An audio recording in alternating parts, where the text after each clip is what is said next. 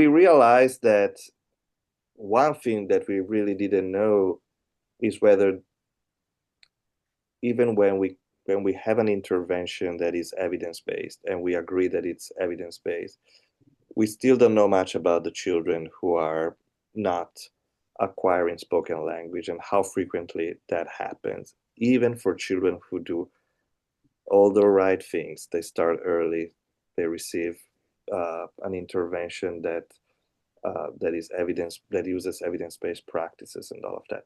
And so to look at that, we needed a large number of children, and so after learning that Tris Smith, again, someone who had was coming from Lovas, from UCLA originally, was willing and open to share those data.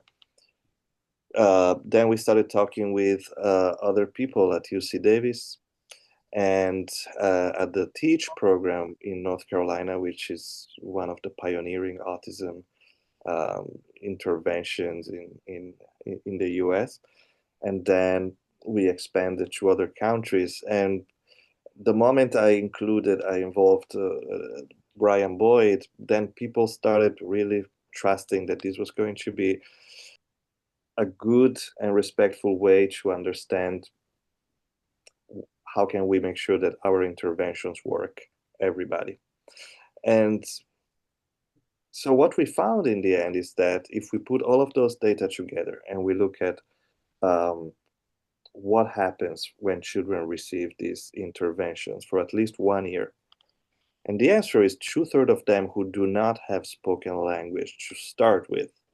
They start their intervention, they have no language. So most of them will indeed develop spoken language, phrase, speech, not just saying single words, combining words. So, and that is regardless of the specific type of intervention, as long as it's an evidence-based intervention. And again, in our data set, those were delivered through university-based programs.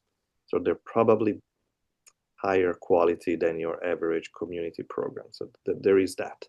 Mm-hmm. But anyway, we didn't find that you're going to have different figures depending on whether you did ABA at UCLA or TEACCH in North Carolina. If they're good programs affiliated with university settings, most children will benefit. And then there is this 1/3 of children who do not develop spoken language. And that proportion of children seems to exist again in any context. There's 1/3 who do not develop spoken language in the UC Davis data sets, but also in data sets in Canada or in Australia. It's a proportion of this population. Again, I don't want to say after age 36 everything is lost. You start intervention whenever you can start intervention, and language is not the only thing. These children will benefit for other things, right? But still, there is no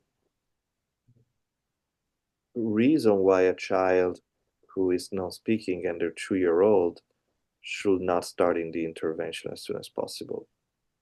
Mm-hmm. There's no excuses. Mm-hmm. That's powerful.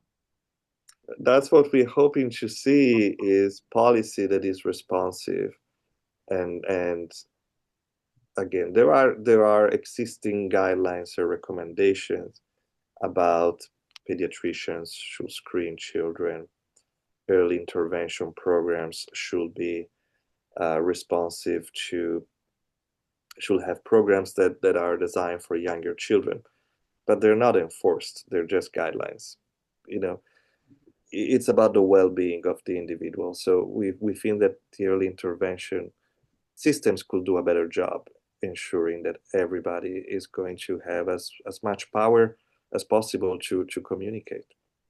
Like if you put it in bold, what do you want to be the thing? Like if you did a PSA on your research, what would it be? Well, service announcement. I think there's two components. I mean, one is take action early.